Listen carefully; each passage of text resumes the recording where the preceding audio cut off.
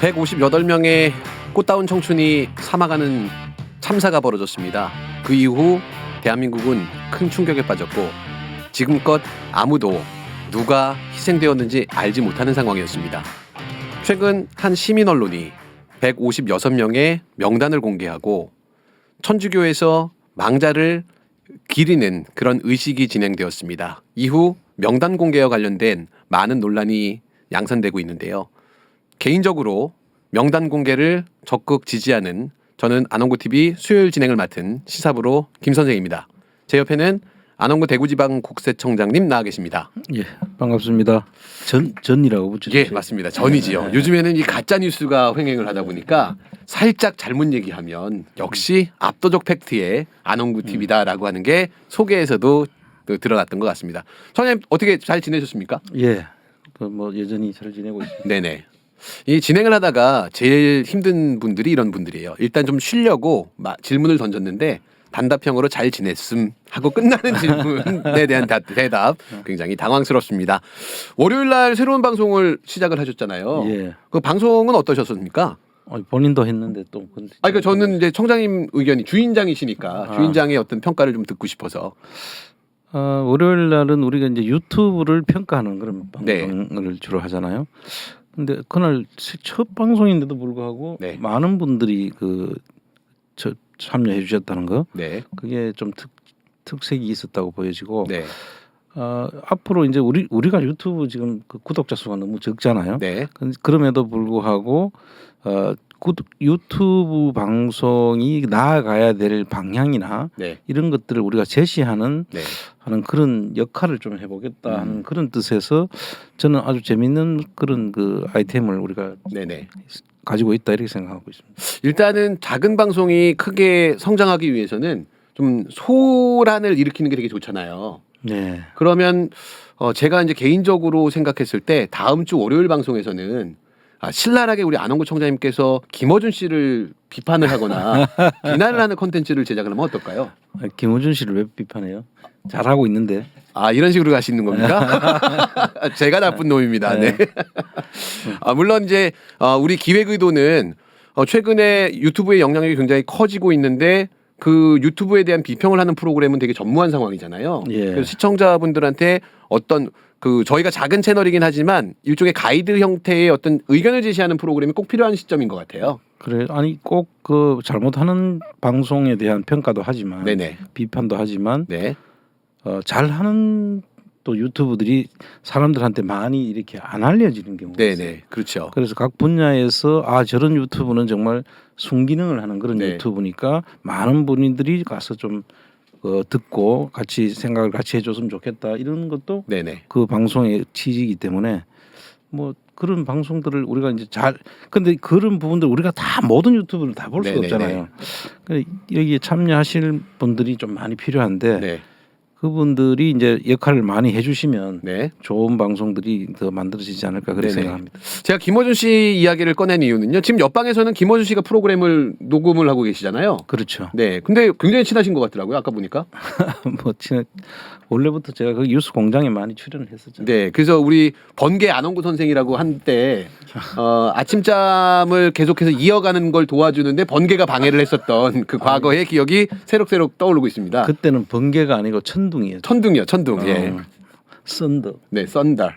글로벌 스탠다드에 맞춰서 과도한 외래어 사용을 적극 추천하는 정부기 때문에 우리 윤석열 정부를 지지하는 입장에서 과도한 외래어를 저희도 사용하도록 하겠습니다. 근데 외래어 얘기를 하니까 외래어를 잘 사용했으면 좋겠습니다. 네, 외래어 얘기를 하니까 무슨 어마어마한 영어로 써 있는 서류에 제가 서류를 하나 이렇게 메일로 받아가지고 야, 이 서류 멋있다 이렇게 딱 보고 있는데 가만히 보다 보니까 마지막에 서류에 익숙한 문자가 등장을 하더라고요. 그 서류 맨 끝에 보니까 멋진 그 한글로 안원구 딱 써 있더라고요. 그래요? 이 서류 무슨 서류인 거죠? 제가 론스타를 상대로 네. 미국 연방법원에 소송을 제기한 게 있잖아요. 네네. 그게 지금 이제 한참 진행 중에 이제 공방이 오고 가는데 네. 언론에서 지금 관심을 안 가지고 있는데 네. 상당히 중요한 소송인데도 불구하고 언론이 이걸 잘 이해를 못하는 것 같아요. 그렇죠. 그래서 지금 상당한 그 성과를 지금 거두고 있는데 네. 이런 부분들을 좀 비록 그 적지만 네. 이 안홍구 TV에서도 알려드려야 될 필요가 있다. 네. 그 생각을 지금 하고 있는데 그 어떤 성과가 지금 있길래 이렇게 말씀을 꺼내시는 거죠? 이제 본안 소송을 하기 전에 네. 우리가 이제 본안 소송은 핵심이 론스타가 100%로 론스타 돈으로 네. 외환은행을 샀다. 네. 이렇게 해서 이제 우리는 그런 줄 알고 있잖아요. 네. 모든 사람이 그렇게 알고 있고 그런데 보니까 60%만 론스타 돈이고 네. 나머지 돈은 사이드로 네. 옆으로 다른 론스타가 아닌 다른 주인들이 돈이 들어왔다라는 거죠. 네. 그럼 이게 되면 한국 정부를 속인 것이 되는 거거든요. 맞습니다. 네. 그렇게 되면은 처음부터 우리 정부를 속여서 들어왔기 때문에 네. 이 자체가 불법이다. 애초에 론스타가 취득했던 뭐 외환은행이 됐던 뭐 이런 것 외환은행이죠. 그렇죠, 외환은행을 외환은행. 취득했던 것 자체가 무효가다라고 주장을 하시는 그러니까 거죠. 불법이기 때문에 보호를 해줄 필요가 없다. 네. 그래서 자기 처음부터 외환은행을 투자해가지고 벌어갔던 돈이 있을 거 아닙니까? 네. 4조 6천억 정도 되는 네. 돈.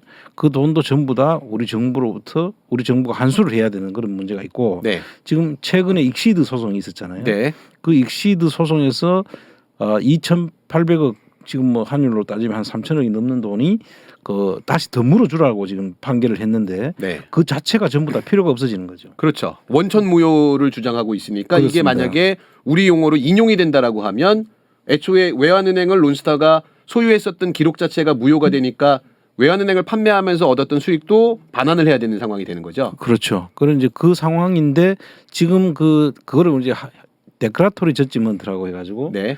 확인의 소송이라고 하는데 그 소송을 진행하려고 이제 연방법원에다 지금 내놨죠. 네. 내놨는데 그 소송을 우리가 원고로서 네. 피고를 지금 세 사람을 지정을 했어요. 우리가 원고 아니고 원고죠. 이제 원고가 원고죠. 네네. 어? 네. 그래서 그 상대방은 이제 론스타 포라는 네. 그 법인하고 론스타 포를 지배하는 그 지주 회사격인 회사가 하나 있고요. 네. 그다음에 세 번째는 존 그레이 켄이라고 하는 론스타 포의 그 회장. 네. 이 세 사람을 상대로 해가지고 그 소장을 원고 피고를 지정해가지고 내놨는데 네. 지금 이제 성과가 있었다고 하는 부분이 론스타포라는 법인하고 네. 론스타포의 지주회사는 자기들이 이제 그 변호사를 통해 가지고 그 자기들은 뭐 자기들이 그 미국 회사가 아니다라는 네. 주장을 해가 오고 있어요. 네. 근데 이것도 웃기는 게 보십시오. 론스타는 론스타 그 외로운 별이잖아요. 네. 이게 그 미국 텍사스의 그 주의 별명이기도 네. 하거든요. 근데 그 론스타가 텍사스에 있다는 것은 세상이 다 알아요. 네. 그 외환은행 살 때도 미국 텍사스주에 있는 사모펀드가 샀다. 네. 이렇게 다 알고 있는데 네. 지금 저는 그 회사가 아니라고 주장을 하고 있어요. 지금. 텍사스 소속이 아니다. 그러니까 미국의 미국 자체에 존재하지 않는 그런 법인이다라고 네. 주장을 하죠. 그래서 우리가 아니다라는 근거를 가지고 지금 이야기를 해놨고 네. 또 그 존 그레이 켄이라고 하는 사람은 더 웃기는 게 네. 잉글랜드가 원래 아일랜드가 원래 주인 그 아일리시라고 네네. 아일랜드 사람이더라고요. 네. 그런데 미국에 와서 미국에서 영주를 하면서 미국 시민권 가지고 론스타를 대신하는 미국에서 활동을 했는 사람인데 네. 지금 와서 아니 나는 미국 사람이 아니야 네. 라고 지금 주장하고 있는 거죠. 음. 그래서 그 세 사람을 상대로 내놨더니 둘은 대답을 해왔고 네. 존 그레이 켄은 나는 처음부터 나는 아일리시니까 대답할 의무가 없다. 없다라고 했는데 그걸 우리가 딱 잡아가지고 네.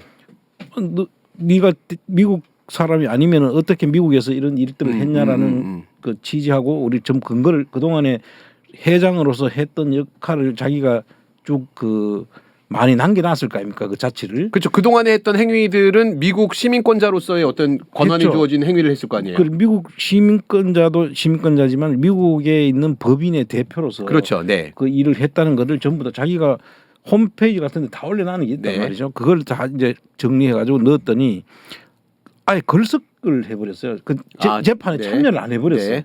근데 그 재판에 참여 안 한 것을 그 안 했다고 이제 미국 연방법원에다가 이거는 걸석이라고 이제 행정적인 절차를 이제 요청을 했고 네. 미국 연방법원에서 너 걸석 상태라는 것을 확인을 해준 네. 결과를 얻은 거예요. 네.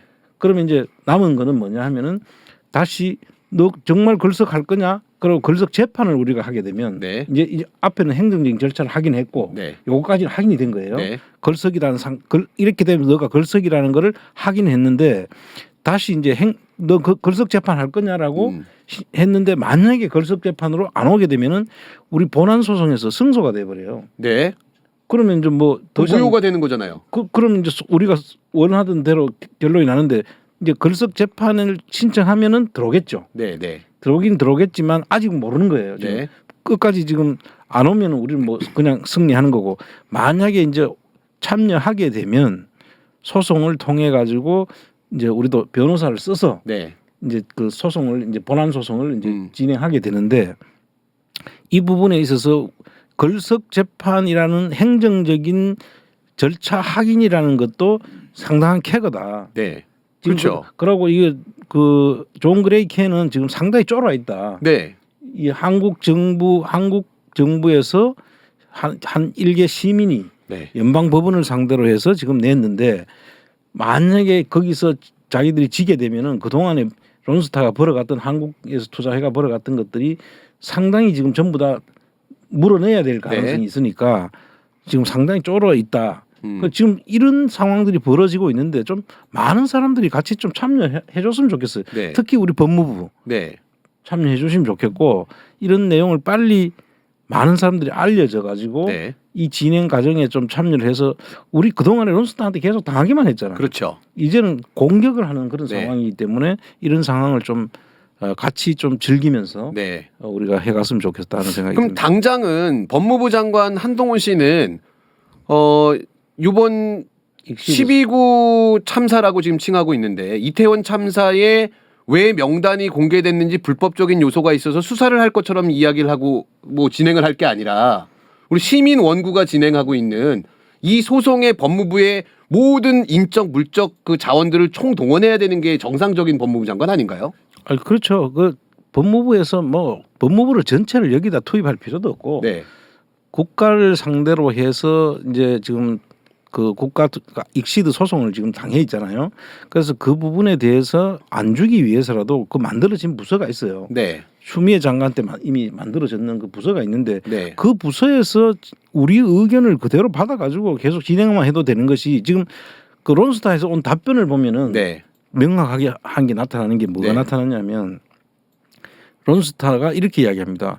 한국 정부가 해야 될 일인데 This is Korean government duty, 그런데 이게 But- 한국 그 시민이 but Korean citizen, 한국 정부를 대신해서 on the behalf of the Korean government, 이렇게 하는 거 아니냐 he's doing that.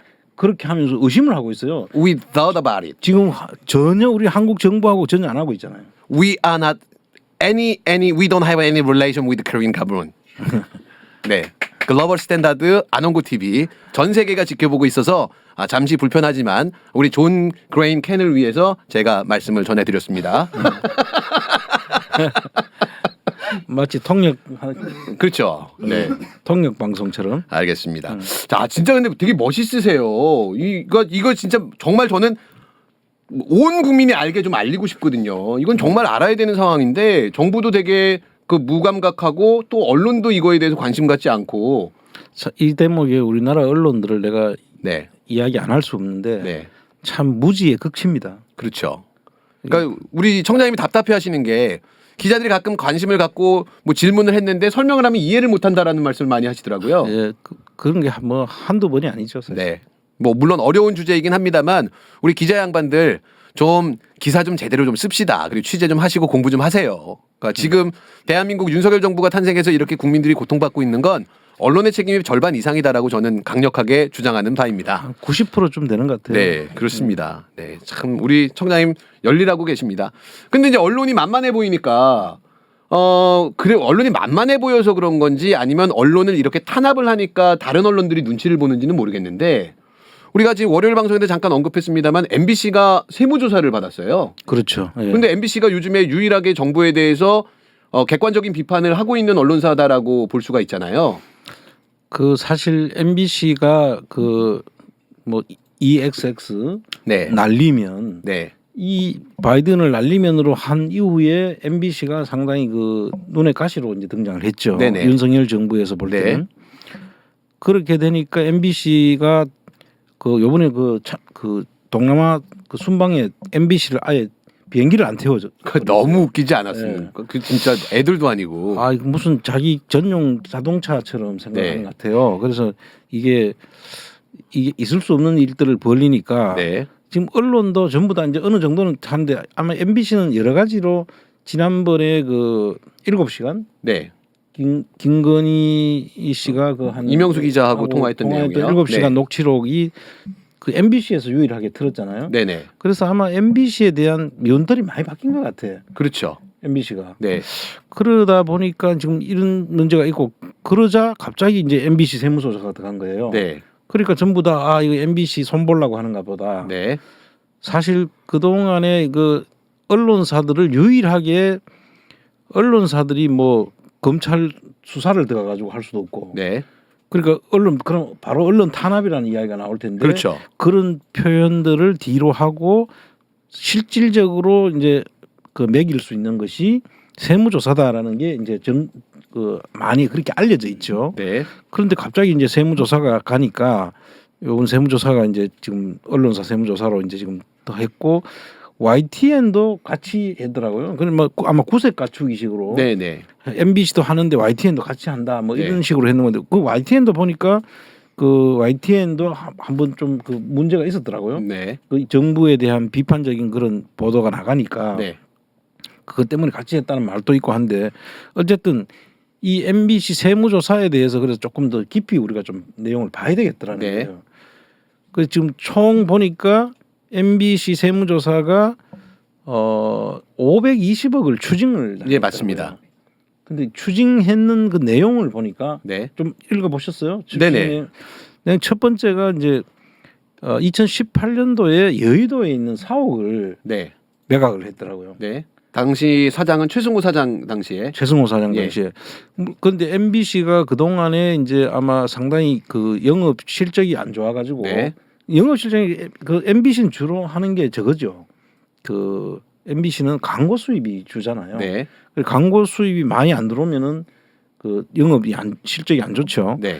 그런데 그거를 한 6천억에 팔았는가 봐요. 매각을 하는데. 그 사옥을요. 4억을. 예. 그러니까 아마 4억이라고 하면은 그 4억 뭐 오래된 건물이니까 그 건물 땅값이라고 봐야 되겠죠. 그렇겠죠. 네. 그런데 건물하고 땅을 같이 이제 팔았는데 거기에서 이제 400억이 추징이 됐다고 해요. 네. 그러니까 520억 중에 네. 추징금 중에 400억이 그 건물 팔았는데 계산을 잘못했다는 거죠. 네. 근데 이제 우리가 조세범이라고 하는 경우하고 세금을 덜 냈다고 하는 거하고는 네.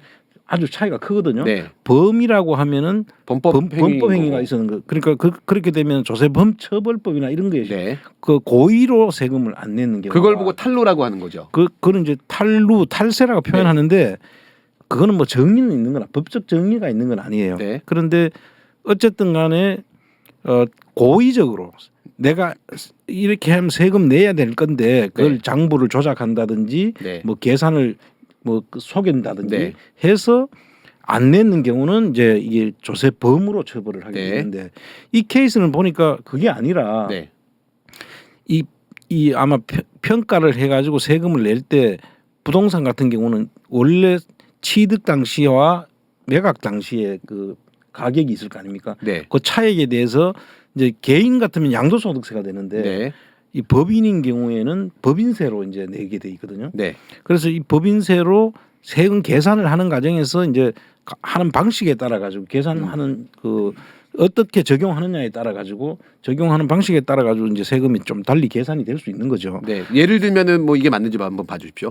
뭐 전체 판매 금액의 몇 %로 세금을 계산하는 방법이 예를 들면 있다라고 하면 그 MBC는 그걸로 했는데 예. 뭐 국세청에서는 그렇게 적용하면 안 되고 이거의 그 판매 금액이 아닌 매입 단가 차이에 뭐 어떻게 해야 된다 그러니까 방식의 차이다라고 말씀을 하시는 거죠? 예, 그 이제 보통 이제 기본적으로는 장부가액이라고 네. 이제 보통을 하죠. 장부가액 실제로 팔 때는 그 실제 살 때가 있었을 거 아닙니까? 네. 살 때 장부가 얼마였고 또 회사에 따라서는 자산 재평가를 또 해서 자산 네. 재평가세라는 것도 내기도 하기 때문에 그 어떤 시점에 이게 샀다고 보는 거와 네. 그 팔 때는 그 파는 시점에 그 이 평가를 어떻게 해가지고 이걸 평가를 했는지에 따라 가지고 세금이 달라지죠. 네네. 그러니까 방법론의 차이였다라고 얘기하시는 그러니까 거죠. 이제 네. 서로 해석하는 방법이 그렇죠, 다를 수 그렇죠. 있죠. 계산하는 네, 사람에 맞습니다. 따라 가지고 네. 아마 그런 걸로 보이기 때문에 이거는 그야말로 다퉈봐야 하는 거예요. 네네. 그 판결을까지 가봐야지 이 진짜 세금을 적게 냈는지. 네. 그래서 이거는 지금은 아직 조세범으로까지는 가기 어렵고 네. 그냥 세법을 지금 적용에 오류가 있었다라고 네, 볼 네. 수 있는 거죠. 네. 그거는 세금 더 내면 끝나는 네, 거예요. 네.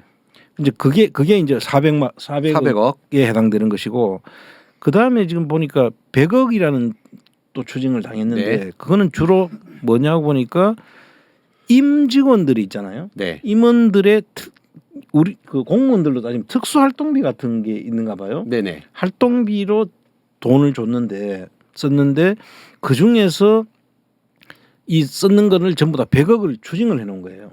사실은 자 법인 입장에서 세금이 나가는 것은 사람들이 별로 두려워하지 않아요. 네. 그렇잖아요. 네네. 왜냐하면 법인이 세금을 내게 돼 있으니까. 그렇죠, 그렇죠. 근데 임직원이 본인이 받았던 임직원이 받았던 거는 세금으로 안 하면 자기한테 기속이 돼서 자기 소득이 돼. 소득이었는데 그걸 뱉어내야 되는 상황이 되는 거예요. 그렇게 이제 가게 되면 이 사람들이 이제 다 이제 이미 썼는데 아니 실제로 자기들은 그 활동비로 활동비로 다 네. 썼는데 그 돈을 내야 된다고 하면 상당히 문제가 될 수 있죠. 그렇죠. 그래서 이제 제가 국세청에 있을 때도 언론사를 길들이려고 한다고 하면 네. 사실 그쪽에다 내가 신경 쓸 것이다라고 네. 생각을 했어요. 지금 네. 이번에도. 네. 그래서 주로 이제 이번에는 그쪽에다 초점을 맞춘 거라는 생각이 들고 네. 아니나 다를까 현금으로 20억을 가져갔다. 지금 이렇게 주장해요. 그러니까 쓸 때 카드로 쓴 게 아니라 네. 현금으로 가져갔다는데 현금으로 가져갔다 하더라도 다 비용 처리는 한단 말이에요. 그렇죠. 그 돈 받아갔으니까 비용 처리하고 거기에 그 계산서 같은 건 다 붙여가지고 네. 그 비용 처리해야 될 거 아닙니까? 맞습니다. 네. 이 사람들이 공무원도 아니고 특수활동비를 받는 것도 아니고 네네. 그래서 다 비용 처리를 했을 걸로 보이는데 네. 그걸 현금으로 받아갔다 이래가지고 지금 추징을 했다고 하면서 그게 100억 추징에 들어가 있는 거예요. 네. 그래서 아마 지금 제가 볼 때는 그 부분이 집중적인 요번에 그 서로 쟁점이 될 거 아닌가 하는 네. 생각이 들고 그 MBC 간부들 특히 그 특수 활동비를 썼다고 하는 네. 사람들이 아마 지금 상당히 열받아 있지 않을까. 그렇죠. 그러니까 예를 들면 이런 거겠네요. 그러니까 저도 이제 일을 하다 보니까 법인 카드를 사용을 하는데 아니면 현금이라고 얘기하시니까 현금 예를 들면은 택시가 카드가 안 되는 택시가 있어서 현금이 있었던 그 금액 중에 10,000원을 택시비를 지불을 했어요. 예. 그리고 나서 이제 그 기록을 남겨놓고 그 비용 처리를 하잖아요. 그럼 택시 뭐 영수증이 됐든 뭐 이런 것 기록을 남겨놨는데 예. 나중에 누군가 문제를 삼으면서 야 지금 현금을 썼네. 근데 제 입장에서는 그렇지 현금을 썼는데 기록이 있지 않습니까? 근데 그냥 현금 썼다라는 거 카드를 안 썼다는 것만 갖고서 지금 문제를 삼는 거잖아요. 지금 그렇게 이야기하고 있는 거죠. 네. 그럼 되게 억울하겠네 MBC 쪽에서는. 그래서 지금 아마 MBC에서는 당연히 이거를 불복 청구를 할 거로 보입니다. 그리고 또 뭐 20억이 또 있던데 그래서 총 합해서 520억이 되는 거죠. 네. 20억은 또 뭐 있죠. 지금 제가 내용을 상세하게 네네. 봤는데 그 20억이 있을 거예요. 그 20억이 뭔지 모르겠는데. 네. 그래서 이제 지금 제가 그 세무조사 내용을 이제 우리는 뭐 세금을 매겨본 사람이니까 네. 세무조사를 하고 가세를 해본 상태에서 IMBC 그 MBC 플러스가 분식 회계를 했다 이렇게 네, 하는데 네, 네. 이 부분도 이제 MBC라는 자회사가 네. 그 20억을 그 뭐 MBC 20억에 대한 자회사를 그 연동해가지고 그 같이 하거든요. 네. 그 관계 회사로 해가지고 그 부분에 대한 거를 지적해놨는데 뭐 내용은 상세한 거는 제가 이제 내용을 좀 봐야 알겠지만 이렇게 이야기한다는 것은 이게 MBC라는 곳을 적어도 한 520억 정도는 추징을 해야 네. 그래도 좀 모양새가 나오는 네. 정도가 되죠. 네. 뭐 거기도 뭐 몇십억 추징하면은 뭐 MBC 그 정도에 뭐 내고 맞게 이렇게 네. 할 수도 있는 거니까 그런 식으로 좀 약간 좀 그 어거지성 네. 좀 강압성 그런 조사다 이렇게 이제 느낌이 들고요. 네. 그 뭐 MBC에서 이 사안에 대해서 물론 거기 전문가들이 있겠지만 혹시 자문을 구할 일이 있으면 연락 주시면 내가 자문에 응해드리겠습니다. 네. MBC 보고 있나? 일 좀 하지. 그러면 근데 제가 또 이 사건의 의문이 원래 이 세무조사는 비밀리에 하게 되어 있나요? 아니 이제 이게 사실 저는 이제 이 국세기본법에 보면은 네. 81조에 보면 이렇게 돼 있어요. 개인의 납세자의 비밀을 보장해야 된다는 네. 게 나온다고요. 네. 비밀 보장의 의무가 있어요. 네. 그런데 그거를 가지고 지금 국세청이 정가의 보도처럼 쓰고 있어. 네. 이걸 뭐로 하느냐 하면은 모든 국세청의 정보를 그 언론에서 국세청에다가 가서 취재를 하려고 들어가면은 네. 우리 비밀 개별 납세자의 정보를 우리가 줄 수 없다라고 네. 딱 선을 그어버려요. 네. 아니 개별 정보 말고 통계 자료라도 달라고 하면 거기에 개인 정보가 있다고 하면서 안 네. 줘요. 네. 그래서 국세청이 가장 정부 기관 중에서 가장 모든 비밀이 안 나오는 네. 정보가 하나도 얻을 수 없는 대로 돼 있는데 네. 그래서 우리가 여러분 들어봤습니까? 어떤 업체가 그 세무조사를 받아가 얼마를 추징했다는 소리를 들어본 적 있어요? 뭐 사건으로 크게 뭐 보도되지 않고는 거의 없죠. 그리고 국세청이 저가 필요할 때만 이야기합니다. 그렇죠. 그 자세히 보시면 이 부분이 상당히 중요한 부분인데 네. 말씀 물어주시니까 이게 그 언론에서 이제 궁금하잖아요. 예를 들어 삼성을 조사를 했어. 네. 그럼 삼성에서 세금을 얼마를 매겼는지 다들 궁금해하죠. 그렇죠. 그렇죠. 그런데 개별 기업의 정보를 줄 수가 없다라고 하면서 네. 일체 안 좋았어요 지금. 그래서 정말 받았는지 제대로 조사가 됐는지를 아무도 알 수가 없는 알 거예요. 수가 없는 거죠. 그래가지고 아무도 안 주다가 사채업자 뭐 이런 거 해가지고 자기들 국세청이 잘했다고 할 때만 예를 들면서 금액까지 이야기하면서 네. 발표를 합니다. 네. 물론 개별 정보는 안 하고 A 기업, B 네. 기업 이런 식으로 하긴 하지만 들어보면 대충 알 수 있는 정도로 네. 자료를 준단 말이에요. 그러니까 이게 국세청만 가지고 있는 정보의 비대칭성이라고 네. 이야기하죠. 그걸로 비밀 그 납세 그 기본법에 네. 국세 기본법에 81조를 모든 저거에 다 동원해 가지고 국세청이 이걸 갖다 네. 그 자기들 거는 내용을 안 내준단 말이죠. 근데 이거는 보도가 된 거예요. 그렇죠. 제가 지금 궁금해서 여쭤보려고 했던 게 그거였습니다.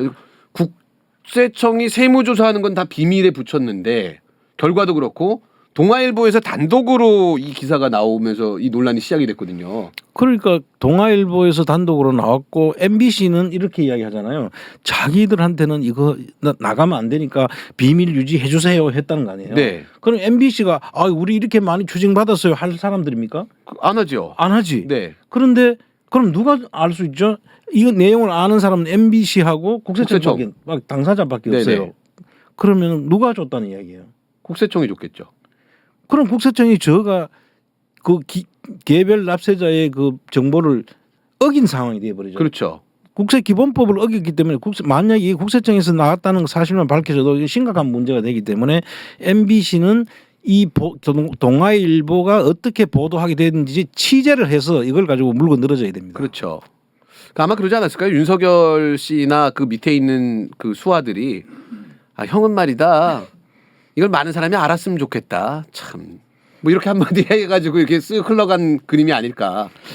그러니까 이제 이 MBC가 이렇게 정도 추징됐으니까 너희들 입 다물어라는 거를 어떻게든 보여줘야 되는데 어떤 요번에 그 비행기에서도 특정 언론 기자들만 둘이 불러가지고 맞습니다. CBS하고 채널 A하고 네. 그 CBS의 기자는 남편이 뭐 검사고, 검사라고 다 네. 하잖아요. 그런 식으로 불러가지고 던지듯이 이게 너 잘 보이면 이렇게 불러. 네. 똑같은 거예요. 그렇죠. 그렇죠. 우리한테 잘 보이면 단독 하나씩 준다. 단독 이렇게 네. 주고 너가 이걸 독점해서 보도할 수 있도록 해줄게 하는 거고 그걸 통해 가지고 또 이 플레이를 하는 거죠. 네. 정말 이게 참 치졸합니다. 제가 볼 네. 때는. 또 이것도 그냥 얘기를 듣다 보니까 갑자기 또 궁금해진 건데 뭐 또 현직에 계셨었으니까 실제 그 정치권에서 국세청 쪽으로 얘네 세무조사를 좀 해봐라라고 하는 어떤 압력이나 이런 게 들어오는 경우들이 있나요? 정치권에서 직접 들어오는 경우는 이제 정치권이라기보다는 네. 이제 정치권이라고 보기는 어렵죠. 청와대에서 정권에서 하명하는 경우가 있죠. 음.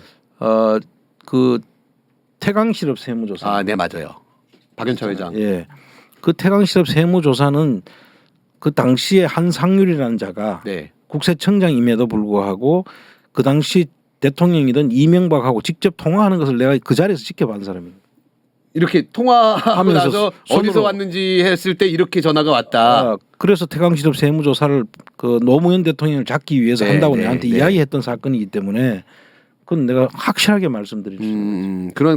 그런 사례들이 뭐 개인적으로 목격하신 경우도 있으니까 이번 세무조사도 그럴 수 있었다라고 의심을 해볼 수 있는 개연성은 있네요.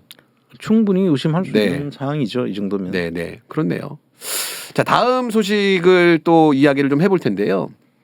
청장님은 포르노라는 단어를 들으면은 어떤 생각이 제일 먼저 드시나요? 뭐 일단 선정적인 그런 여성의 영화나 네네. 그 뭐 잡지 이런 거를 그렇죠. 이야기하죠. 보통은. 예. 근데 이제 그 포르노다라고 하면 그런 생각을 하지만 앞부분에 이제 다른 단어들이 붙으면 예를 들면 빈곤 포르노. 예. 그럼 빈곤 포르노라는 말을 들었을 때 너무 선정적이 물론 이제 그 보도 행태를 선정적이기 때문에 얘기하는 건데 이 빈곤 포르노라는 단어를 들었을 때 여성의 야함 뭐 혹은 그 조잡한 이런 저질 영상이 떠오르지는 않잖아요. 보통 대부분이. 아니 이제 그 완전히 안 떠는 빈곤 포르노라고 하면 네. 일단 포르노는 선정적인다는 뜻이고 네네. 약간 뭐 대중적 상품을 그렇죠. 하는 그런 뜻이 있는 네네. 거잖아요. 네. 좀 홍보성 뭐 이런 것도 포함되기도 네네, 하고. 맞습니다.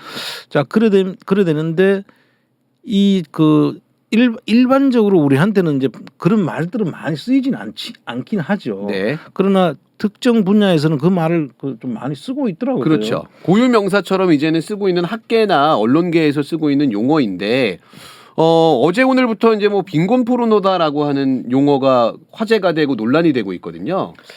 아니, 저도 그 뉴스를 봤는데 장경태 최고위원이 네네. 그 빈곤 포르노라는 그 표현을 했다고 해가지고 네. 주호영 의원이 네, 맞습니다. 그걸 어떻게 그렇게 우리 여성 한국의 모든 여성들한테 네. 그 사과해라 이런 네네. 식으로 이야기가 됐다는 거잖아요. 네네. 참 저도 사실 세대가 비슷하기 때문에 네. 아무리 그 부분을 이해하려고는 하지만 그건 좀 너무 무식한 소리 같은 생각이 그렇죠. 들었어요. 자, 지금 조금만 부연 설명을 해드리자면 뭐 아시는 것처럼 이번 이제 동남아 그 순회 외유 동남아 순회 외유를 윤석열 내외가 하고 있는 과정에서 김건희 씨가 영부인들의 공식적인 행사를 2번이나 참석하지 않고 이 캄보디아 쪽에서는 보여주고 싶지 않은 어떤 뭐 빈곤을 나타낼 수 있는 혹은 뭐 아픔을 나타낼 수 있는 그런 아동 환자를 끌어안고 사진을 찍는 연출을 했잖아요.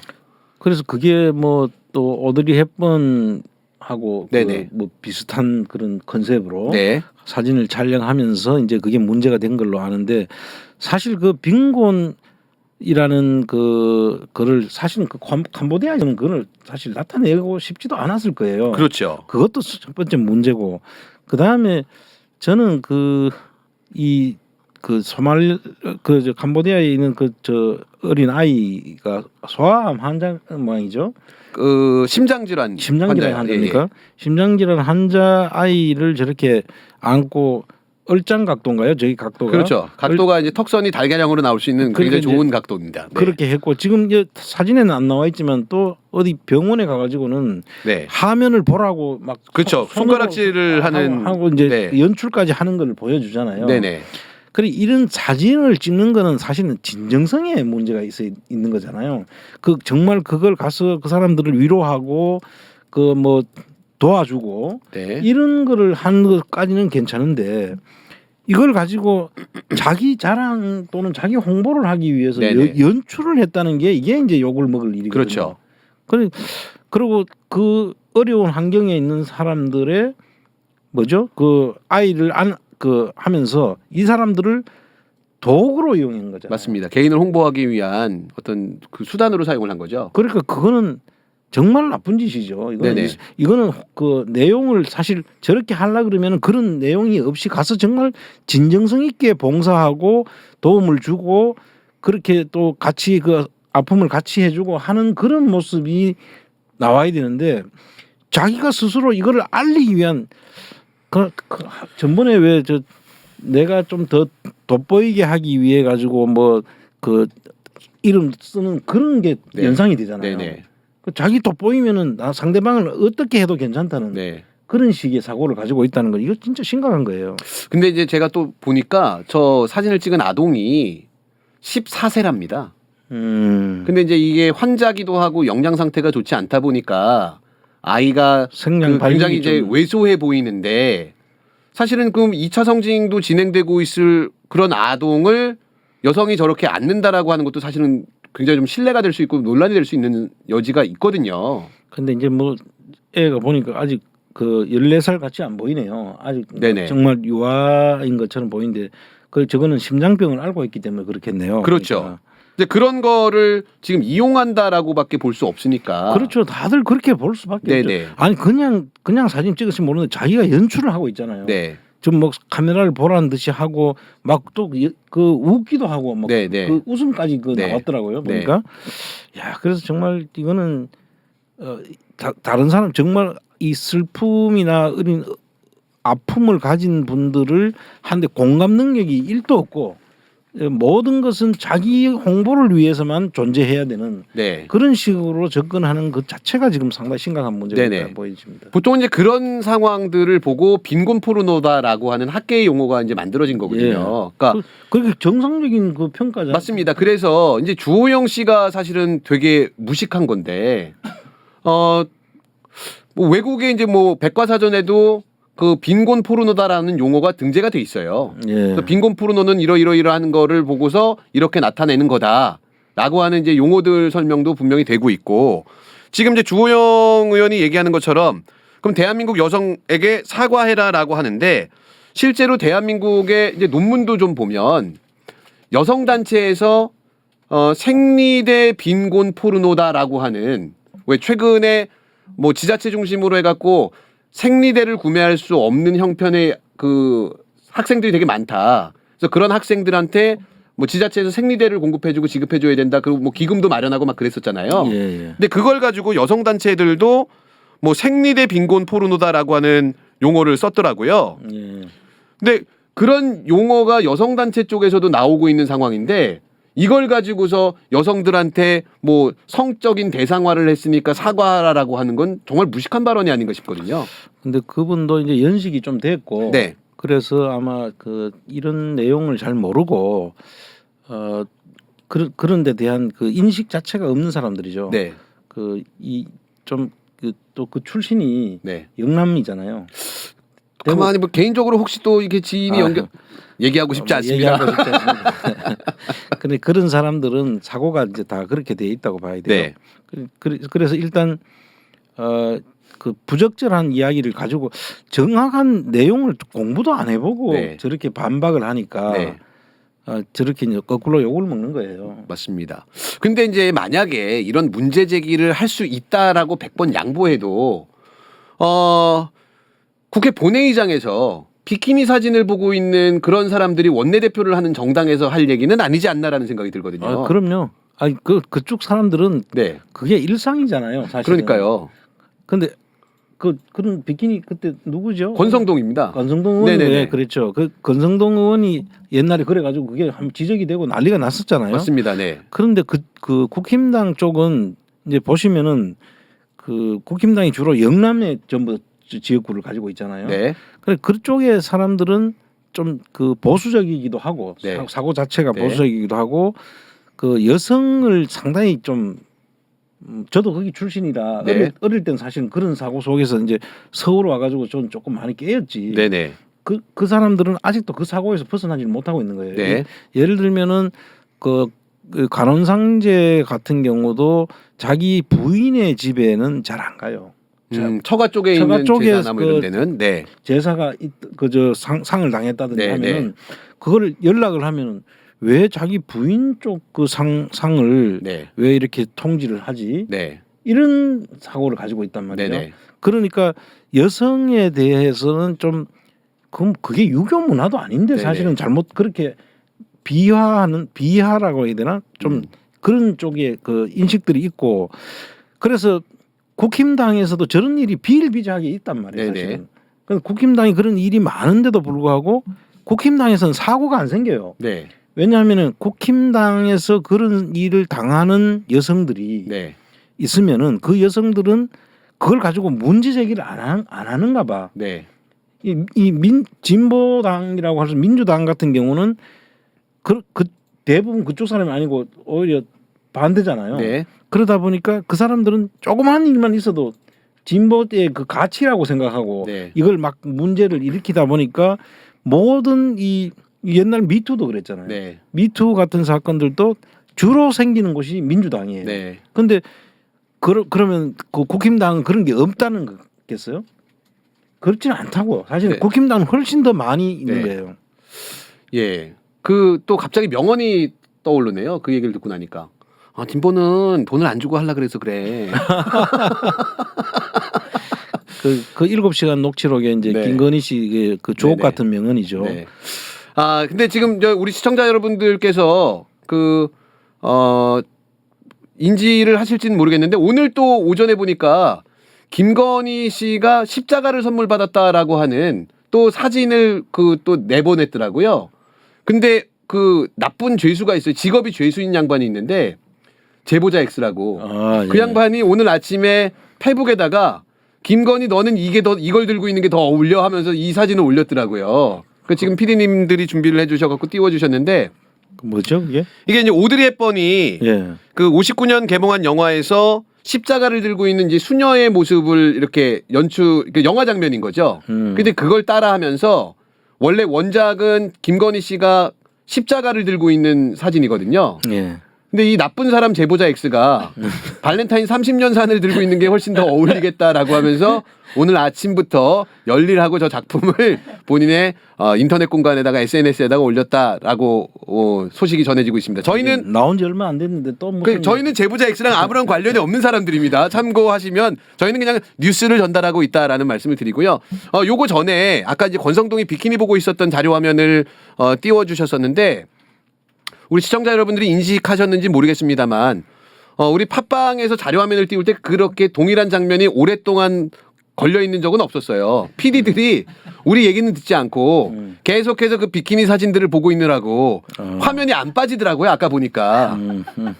자, 지금 굉장히 당황한 PD들이 멋쩍은 웃음을 보이고 있습니다. 저 당시에는 권성동이 저렇게 보면서 저 모델이 누구냐라고 하면서 화제가 됐었거든요. 예. 모델을 찾아라 뭐 그러면 그랬는데 근데 우연히 본 거 아닌 것 같은데 일부러 찾아본 거죠. 지루하니까. 근데 저런 정당에서 무슨 빈곤 포르노다라고 얘기했으니까 여성의 어떤 상품화를 했으니 사과해라.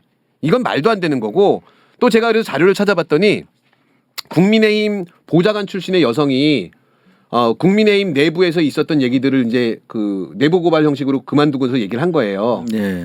여성 보좌관들이 있는 단톡방에서 화제가 되고 있는 불법 동영상들이 만약에 시중에 돌고 있으면 그 남성들끼리 그 영상 구한 사람 영상 보내줘 이런 대화들을 한대요. 국힘당 안에서. 국힘당 안에서 예. 여성 보좌관이 있는데 그래도 지금 아무런 그 고발하거나 문제된 적이 없잖아요. 진보는 돈을 안 주고 하려 그래서 그래. 그러니까 분명히 그러니까 이게 지양돼야 되는 행위들은 맞지만 분명히 어떤 정치적인 목적을 갖고서 접근하는 세력들도 있는 것 같습니다. 그 어떤 성 문제를 폭로하는 데 있어서. 그래서 사실 이제 뭐 밖으로 알려지지 않고 사건화가 되지 않아서 그렇지. 네. 아마 국힘당 쪽에는 그게 아마 더 다반사일 거예요. 그러니까 네. 그 한 번쯤 생겨야 문제가 되지. 네네. 늘 일상화돼 있으면 그게 문제가 안 되거든요. 네네. 아마 그런 상황이 아닐까 그렇게 생각이 좀 듭니다. 오래된 기사긴 합니다만 저 기사 보시면 국회의원 보좌관을 다른 의원이 와가지고 커피 아가씨라고 부른대요. 아 차를 타준다고. 그렇죠. 그러니까 만약에 구급 인턴 비서관 같은 경우에는 차 심부름도 또 할 수 있고 하니까. 그래도 근데 의원들이 와서 커피 아가씨라고 부른다라고 하는 거는 저런 정당에서 무슨 성감수성, 성인지 감수성도 얘기하고 그걸 가지고 민주당을 비난하고 비판하는 게 본인들의 정당부터 먼저 좀 살펴봤으면 좋겠다라는 말씀을 드리고 싶네요. 그런데 커피 아가씨라고 안 하고 원래 다방 아가씨라고 옛날에는 했는 걸로 알고 있는데. 그렇죠, 그렇죠. 그런데 그걸 이제 요즘 이름이 바뀌었는가 보네요. 네. 세월이 흐르면서. 참 저런 정당이 국민의힘입니다, 여러분. 근데 민주당이 물론 불만족스러운 부분들이 있고 뭐 비판받아야 되고 계몽돼야 될 부분이 있지만 상대적으로 국민의힘이 존재하는 한 민주당이 훨씬 더 나은 정당인 건 맞는 것 같습니다. 예, 그 뭐 윤리적 그 도덕적 그런 면에서는 뭐 진보가 월등히 우세하죠. 네. 그럼 국힘당에서 그런 이야기하는 것은 어불성설이다 그렇게 네. 보여집니다. 근데 제가 또 오늘 이해할 수 없었던 게 그러니까 우리 같은 물론 청장님 같은 경우에 공직에도 있으셨고 뭐 인격이나 뭐 학식에 있어서도 뭐 국회의원들이랑 비교해서 전혀 손색이 없으십니다만 저 같은 그냥 일반인도 이 빈곤 포르노다라고 하는 건 전혀 문제될 게 아니고 국민의힘이 무식해서 그런 거다라고 하는데 민주당 내부에서 이 내용을 또 비판을 하는 의원들이 있더라고요. 민주당 내부에서요. 네. 이상민 의원이 그 잘못했다 장경태 의원이 근데 그분 좀 이상한 분 아니에요? 약간 이상이잖아요. 그래서 아니 그분이 그 행정안전부 장관하고 이름이 비슷하고 네 맞습니다. 늘 그 민주당에서 돌출적인 발언을 많이 하시는 분으로 알고 있는데. 네. 그래서 그런지 언론에서 방송에서 섭외를 너무 많이 해요. 그러니까 이분도 연식이 좀 됐잖아요. 네네. 그래서 아마 그 저런 이야기를 좀 아예 그 이 포르노하면 그것밖에 야동 이런 것밖에 그렇죠, 그 그렇죠. 머리에 떠올리지 않는 그런 그렇죠. 세대인 것 같아요. 네. 그래서 그런지 모르겠는데 민주당 내부에서도 이런 얘기를 하고 나니까 제가 이제 요거는 이제 민주당을 좀 비판하려고 말씀을 드리는 건데 당연히 할 말을 했었던 장경태 의원이 김건희 여사가 뭐 기분이 나빴다라고 하면 유감을 표명할 생각이 있다. 저 말 듣고 네. 그러니까 시간 순을 보면 이렇게 되는 것 같습니다. 그래서 장경태 의원이 이거는 빈곤 포르노 아니냐 이렇게 뭐 빈곤을 이용해서 본인의 장사를 하면 어떡하냐라는 취지로 얘기를 했는데 결국은 이게 하루 사이에 그럼 내가 유감 표명을 하겠다라는 것까지 가면서 그 최초 발언자가 사과할 의지가 있다라는 거를 지금 표시를 했어요. 근데 저는 조금 제 생각은 이렇게 느껴지는데요. 네. 빈곤 포르노 김건희 여사 불쾌했다면 유감 표명 고려. 네. 이건 오히려 김건희 여사를 매기는 거 아닌가 네. 하는 생각도 들어요. 한 단계 더 보면. 네. 왜냐하면 김건희 여사를 상대로 한 게 아닌데 이 네. 빈곤 포르노를 지적했는데 네. 김건희 여사가 왜 불쾌하겠냐. 네. 그럼 진짜 김건희 여사가 불쾌했다고 하면 김건희 여사가 딴 생각을 했다는 이야기잖아요. 네. 그렇게 보이기 위한 하나의 고도의 장경태 최고위원의 발언이라고까지 생각이 드는데 제 생각이 좀 실패. 실제로 그렇지 않나요? 이거? 뭐 그렇게 해석할 여지도 있긴 합니다만 저는 어쨌든 간에 김건희 씨의 잘못된 행동을 지적했고 그게 이슈가 되면서 논란이 된다라고 했었을 때 여기서는 김건희 씨가 그 불쾌해 할 수가 없어야 되는 거예요. 왜냐하면 내가 그런 거를 도구로 썼다는 것에 대해서 네. 지적하는 건 문제가 될 수 있지만 네네. 빈곤이라고 하고 말하고 포르노라는 말에 그 초점을 맞춰서 불쾌했다. 네. 이거는 아니잖아요. 그렇죠, 그렇죠. 그래 김건희 씨가 그걸 이야기할 택이 없지. 그렇죠. 네.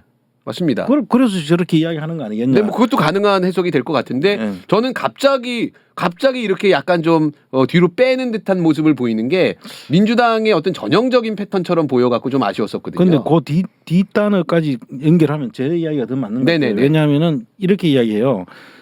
제3자가 이야기하지 말고 네네. 직접 본인이 그렇게 느꼈다고 이야기하면은 유감을 표명을 고려하겠다라는 네네. 거지. 왜 다른 사람이 그 이야기를 하느냐는 거지. 네. 본인 전혀 그게 아닌데. 그렇죠, 그렇죠. 아마 그렇게 해석하는 게 더 맞지 않을까 싶은 네, 생각이 드네요. 알겠습니다. 자, 그리고 이제 또 다른 그 논란이 되고 있는 부분인데, 천주교 신부님 한 분이 예. SNS를 활용하는 게 좀 서투르셨나 봐요. 네. 그래서 그 윤석열 대통령이 순방을 갈 때 떨어졌으면 좋겠다 비행기가. 네. 비행기가 추락했으면 좋겠다. 뭐 이런 문구를 SNS에 나만 볼 수 있는 걸로 글을 처음에 썼다라고 해요. 본인 혼자만 볼 수 있는 기능이 있거든요. 그런 게 있어요. 예, 그러니까 보통 저도 이제 뭐 일기 같은 메모를 할 때 SNS 상에 나만 보기를 선택을 하고 쓰면 예. 그 기록은 계속 남아 있는 거고 다른 사람은 누구도 못 보는 상황인데 네. 본인이 주장은 이제 그렇게 썼다라고 하는데 근데 그게 잘못해갖고 오픈이 돼버린 거예요. 지금 나오는 이겁니다. 예, 맞습니다. 예. 이건 비행기에다가 약간의 가피를 했네요. 네. 근데 밑에 신부님인데 비나이다는 또 뭐예요? 그러니까 이거는 아마 사람들이 하고 있는 그 사진을 돌아다니는 걸 그냥 본인이 사람들이 가져다가, 저런 네. 생각을 하고 그렇죠, 있는 그렇죠. 거를 근데 떨어져 내려오고 있는 사람들이 윤석열 씨 부부네요. 윤석열 씨 부부죠. 자, 요 이야기를 SNS에 올렸는데 근데 이게 갑자기 논란이 돼가지고 처음에는 이 사제직이 박탈됐어요. 네. 신부가 과연 이런 발언을 하는 게 맞느냐. 아마 그 신부가 이런 걸 했다고 하기에는 좀 사실 맞지 않는 것 같죠. 네네. 신부는 이런 걸 하면 안 되죠, 사실. 이 얘기를 하면 욕먹을 텐데 신랑은 해도 되나요? 와, PD들 썩은 표정인데 청장님은 웃었어. 청장님 개그 코드가 이거야. 이거. 네. 그랬는데 이제 제가 제기하고 싶은 문제는 그래서 이제 특히 국민의힘에서 또 이 부분을 갖고서 굉장히 그 난리를 치고 있거든요. 전통적으로 천주교 신부님들하고 보수 정권하고는 약간 좀 대립 관계가 좀 극명했었잖아요, 그동안에. 네. 그리고 또 이 신부님이 굉장히 좋은 동네에서 계시거든요. 어디? 강원도 원주에. 그래. 네, 강원도 원주에 계신 신부님인데 저 천주교는 그 저기 원주가 상당히 그 맞습니다. 큰 예. 교구죠. 원주가 이제 민주화의 성지다라고 해갖고 그렇죠. 예전부터 군사 정권 때부터 천주교 신부님들이 군사 정부에 저항하는 운동들을 많이 하셨죠. 그렇죠. 민주화의 그 성지로 돼 있죠. 네네. 그랬는데 이제 국민의힘 쪽에서는 계속해서 이제 이 문제를 제기하고 있고 판을 좀 키우려고 하는 것 같아요. 근데 제가 이제 제기하고 싶은 문제는 그러면 전광훈 목사는요? 그렇죠. 전광훈 목사는 지금까지 뭐 총살해야 된다라고 하는 얘기를 매일매일 뭐 대중들한테 그것도 SNS 상에서 실수해갖고 뭐 하는 게 아니라 뭐 광화문 광장에서 매일매일 매 주말마다 그렇게 외쳤는데 이 문제에 대한 문제 제기를 먼저 해야 되는 게 맞는 거 아닌가? 정광훈 씨는 보니까 그 문재인 씨 총앙살 당해야 하는 그 말뿐만 아니라 네. 심지어는 하나님도 막 그렇죠. 내가 이긴다고. 하나님도 내 말 들어야 된다고 뭐 네. 이러면서 까불면 죽어. 하나님도 나한테 까불면 죽어. 뭐 이렇게 얘기했죠. 그럼 저런 사람들은 목사라는 말을 붙여줘야 되나요? 이제 사실 그 신부님이 저런 이야기를 물론 나만 보기 위해서 했다가 노출이 됐으니까 저렇게 이제 알려진 건데 그거는 뭐 적절하진 않다고 봐요. 사실은. 네네. 그 목회자가 그 모든 사람을 사랑해야 되는 사람이잖아요. 네. 그런데 그저 이제 아무리 믿고 하다고 하더라도 비행기에서 떨어져 죽었으면 좋겠다. 그런 거는 적절하지 않은 표현이라고 봐지고 그 속 마음으로야 뭐 자기 혼자 사는 거야. 누가 못해요. 그렇게 네. 할 수 있지만 다른 사람한테 알려지게 한 것까지는 잘못됐다고 봐지는데 그에 비하면 정광훈 씨는 훨씬 더 나쁜 사람이죠. 그러니까요. 저 사람은 목사가 아닌 것 같아요. 일단 뭐 국민의힘 쪽에서는 우리 신부를 비판하기 전에 전광훈부터 어떻게 하고 그렇죠. 그러니까 양쪽을 다 비판해야 되는 게 맞는 게 아닌가라는 생각이 듭니다. 지금 이제 방송을 진행하고 실방 같은 녹화를 진행하고 있는 순간에 속보가 하나 떴는데요. 민주당 노웅래 의원 6천만 원 뇌물 혐의로 지금 검찰이 의원실 압수수색 진행을 하고 있다고 합니다. 그래요? 네네. 그래서 이제 뭐 계속해서 이제 사실관계는 사실 저희는 아직까지는 모르겠지만 민주당 의원들이 이재명 대표나 혹은 다른 의원들이 검찰의 부당한 수사를 받고 있을 때 이게 내 문제는 아니니까 뭐 상관없어라고 뒷짐지고 있을 때 분명히 본인도 어느 순간에는 타겟이 될 수 있다. 뭐 그거는 꼭 명심했으면 좋겠다는 생각이 드네요. 그래 지금 이제 검찰이 이렇게 이제 어떻게 보면은 죽기 살기식으로 지금 나오는 거거든요. 이제 상당히 이 정도라면 제가 볼 때는 이제 임계치까지 갔다. 네. 민주당도 그야말로 그냥 그 공자님 이야기하듯이 그렇게 그 할 때가 아니다 지금 생각이 들고요. 네. 지금 뭐 노웅래 씨는 뭐 실제로는 어떤지 모르겠어요. 네. 모르지만 이미 검찰이 이제 전방위적으로 저렇게 그 아마 오늘 정진상 씨도 구속영장을 친다고 하죠. 네네 쳤습니다. 영장 청구했습니다. 영장 청구한다고 하는데 그 내용도 우리 보면은 그 첫째 가장 큰 혐의로 두고 있는 게 대장동에서 네. 김만배 유동규 그 천화동인 1호로 돼 있는 네. 그 천화동인 1호가 1,200억을 그 배분이 되는 걸로 네. 돼 있거든요. 그런데 거기서 700억을 유동규한테 주기로 했다는 거 아닙니까? 네. 그러면 그 유동규라는 사람이 그 녹취록 내용을 우리가 분석을 했을 때 보면 그거는 유동규라는 사람한테 주기로 했다고 했고 유동규도 인정하고 있고 그 내용이 그 녹취록만 보면은 명백해요. 네. 근데 그걸 가지고 어떻게 나눈다는 구조에 대해서는 일체 이야기가 없어요. 네. 그러니까 근데 그걸 마치 거기다 정진상과 그 김용이라는 사람을 끼워 넣어 가지고 네. 그게 마치 이제 그 배분을 하기로 한 것처럼 이제 끌고 가는데 거기서 내가 꼭 그 부분에 대해서 좀 지적하고 네. 싶은 건 이거예요. 그렇게 되면 유동규 씨도 같은 그건 확실하잖아요. 네. 다른 사람들은 이름도 안 나오고 아무도 네네. 안 나오지만 만약에 삼자가 그렇게 했다고 친다고 네. 치면 유동규는 자기가 그 당사자로서 뇌물을 먹는 사람이기 네. 때문에 이거는 뭐 천문학적인 그 벌이 되는 거예요. 그렇죠. 이 사람은 아마 감옥에서 나오기 힘들 정도의 금액이 될 거예요. 네. 그럼 그 사람은 왜 내보내줬냐가 더 큰 그렇죠. 문제라는 맞습니다. 거지. 그렇잖아요. 네네. 그리고 이제 이게 저는 제가 갖고 있는 의문의 핵심은 모든 게 어떤 증거라기보다는 진술에 의존을 하고 있다라고 하는 점이거든요.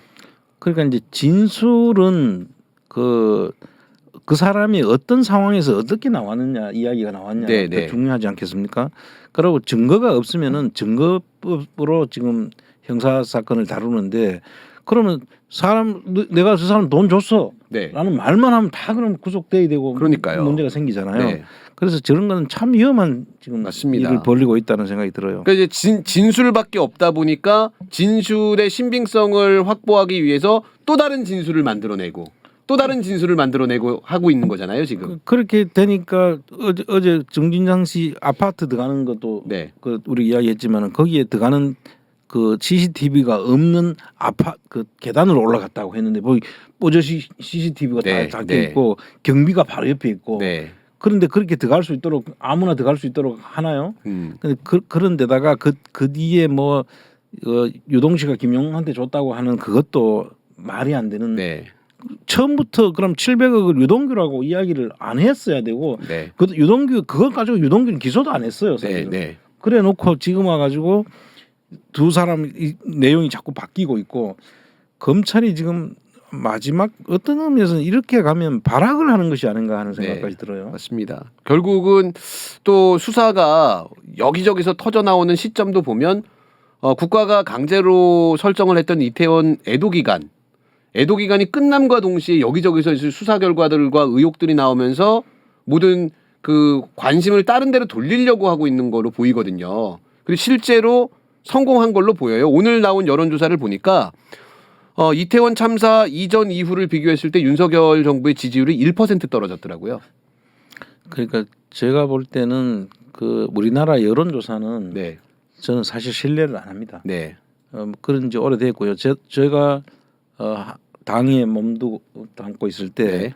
저희들도 여론조사를 보내기도 하고 여론조사 네. 직접 의뢰를 해서 받아보면 그 여론조사라는 게 사실은 여러 가지 그 방법이 있어요. 네. 그리고 이제 실제로 의뢰하는 사람들의 니즈가 뭔지를 여론조사 기관에서 먼저 간파를 합니다. 네. 그래서 거기에 맞추어주는 그런 경향도 있고 네. 그래서 지금 외국에서 지금 하는 여론조사하고 네. 국내에서 하는 여론조사가 사뭇 다르게 나오는 이유도 네네. 그런데 원인이 있다고 저는 봐지는 거예요. 네네. 그래서 여론조사에 대해서 너무 맹신할 필요가 없다 그 생각이 듭니다. 근데 비슷한 이제 여론조사가 그 경향성은 비슷한 걸 보면 이태원 참사가 윤석열 정부의 지지율 하락에는 영향을 못 미친 걸로 보여요. 그러면 그 이태원 참사를 대하는 윤석열 정부의 작전이 성공했다라고 볼 수도 있을 것 같거든요. 근데 저는 뭐 그거 자체를 저는 성공했다고 보기는 어려울 거고 네. 일단 그 여론조사로 그냥 여론조사로 여론을 만드는 거죠. 네네네. 근데 거기에 뭐 너무 신경 쓸 필요는 없다 그래. 예, 제가 오늘 참 그 얘기하다 보니까 생각이 나는데 제보를 하나 받았는데 그 서울시청 앞에 있었던 그 분향소 예. 그 분향소를 설치하고 철거했던 분을 만났어요. 근데 서울시에서 애도 기간이 끝나는 날 자정 있잖아요. 그 자정에 모든 걸 다 철거하라고 그 오더를 내렸대요. 근데 보통 이제 철거하는 업체에서는 그 분향소가 있으면은 뭐 현수막 같은 거는 그 날짜에 제거를 하는데 그 철골 구조물들이 있으니까 야간에 하기는 굉장히 위험하잖아요. 보이지도 않고. 근데 서울시청에서 그 주말임에도 불구하고 토요일 저녁 12시가 되는 거죠. 일요일 넘어가는 12시에 다 철거하라 그러더라고요. 그 지금 그 이 12구 참사를 두고 하는 정부의 모든 행위가 네. 이거를 정말 애도를 진정성이 지금 하나도 안 느껴지는 거예요. 그렇죠. 정말 유족들의 아픔이나 이런 거에 대해 가지고 또 어떻게 하면은 빨리 이 우리 국민들의 그 진상 규명을 통해 가지고 국민들의 마음을 이렇게 그 좀 다독거려 줄 것인가 이런 게 지금 하나도 없고 네.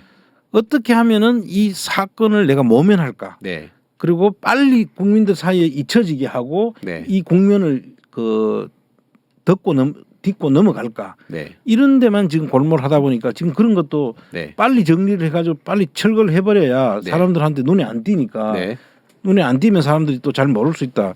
그리고 희생자 명단도 지금 못하게 하는 것도 사실 그런 거거든요. 네. 네. 근데 그걸 갖다가 못하게 하는데도 불구하고 지금 이제 그걸 더 탐사와 그 민들레라는 네. 그 언론사에서 이걸 하니까 이게 계속 이어질 수 있다 또는 연대 기구가 만들어질 수 있다 이런 것들이 겁이 나니까 네. 계속 그걸 지금 공격하는 거예요. 네. 네. 근데 막 그 사람들은 원래부터 그런 사람들이니까 그렇다고 치는데 이 진보 진영에 있는 네. 그 언론이라고 하는 쪽 사람들이 이 왜 그걸 갖다가 지금 그쪽에 같이 그 맞습니다. 동조를 하는지 네, 정말 네. 이해가 안 돼요. 네, 맞습니다. 왜 그 사람들은 이런 거거든요. 사실 사람들 그 위패나 그 영정이나 이런 걸 두고 유족들이 우리 애는 정말로 거기에 안 했으면 좋겠어라고 네. 하면은 빼주면 되는 거고요. 맞습니다. 그리고 이름 올린다고 해서 그 사람이 개인 정보가 나가는 게 하나도 없다고요. 맞습니다. 네. 그래도 몇 명이 죽었으면 사람이 죽었는데 이름이 있어야 될 거 아닙니까? 맞습니다. 그런데 그 이름까지도 안 알려준다는 것은 네. 이거는 숨기겠다는 거 이외에 다른 네. 건 하나도 볼 게 없는 거예요, 사실은. 맞습니다. 근데 제가 이제 얼마 전에 어떤 사람이 제 가방을 보더니 이런 말씀을 하시더라고요. 아니 지금 시기가 어느 시기인데 아직까지 그 세월호 리본을 달고 다니냐. 그 제가 이제 이런 말씀을 드렸습니다. 아니 세월호에 대해서 뭘 아는 게 있어야지 그만둘 거 아니냐. 근데 세월호가 우리 사회에 큰 충격을 줬고 아직까지도 슬퍼하는 이유는 제대로 된 어떤 원인이나 뭐 관련자 처벌이 진행되지 않았기 때문이거든요. 마찬가지로 이번 이태원 참사도 지금부터가 정말 진정한 애도의 시간이다라고 생각합니다. 그 사망을 당한 그 희생자들을 우리가 좀 더 많이 알고 그분들의 넋을 기려야 될 것이고 왜 이 사건이 발생했는지에 대해서 철저한 진상규명과 책임자 처벌이 그게 완성되는 순간이 우리가 이태원 그 참사에 대한 애도를 마무리할 수 있는 시기가 아닐까라고 생각을 해봅니다. 전에 오늘 마지막 말씀 부탁드리도록 하겠습니다. 그래요. 저도 이제 오히려 그렇게 지금 이야기하듯이 사람들을 자꾸 숨기고 덮고 이렇게 감추려고 하면 이게 반작용이 나는 더 커진다. 네. 그 우리가 세월호 참사를 통해 가지고 그를 경험하고 그 학습을 했잖아요. 네. 근데 이제 이거를 있는 그대로 다 오픈하고 그 문제가 있는 사람들은 그 처벌하고 또 사죄하고 이렇게 할 때 이게 빨리 우리 그 잊혀지는 것이지 이걸 숨기고 그냥 덮으려고 하면 그게 덮여지나요? 그게 네. 인위적으로 덮여지는 게 아니더라고요. 네. 절대적으로 그런 그 젊은 친구들이 그냥 영문도 모르게 길 가다가 그냥 그 저런 참사를 당했는데 그걸 그냥 덮고 아무 일 없었다는 듯이 어떻게 갑니까? 네. 이게 네. 원인도 모르는 상황에서 그래서 그런 부분들은 이 정부 당국자들이 좀 그 학습 효과를 좀 그 대책에서 이제 더 이상 그러지 말았으면 좋겠어요. 네. 맞습니다. 더 이상 이런 비극적인 참사가 일어나지 않았으면 좋겠습니다. 저희가 시간을 잘못 계산해 갖고 5분 정도 오바됐는데요. 지금까지 5분 더 시청해 주신 시청자 여러분들 빨리 더 탐사 가갖고 지루한 방송 재밌게 시청하시기를 부탁드리겠습니다. 오늘 준비는 여기까지입니다. 청장님은 내일 저녁 8시에 라이브로 인사드릴 거고요. 저는 다음 주 월요일 날 인사드리도록 하겠습니다. 고맙습니다.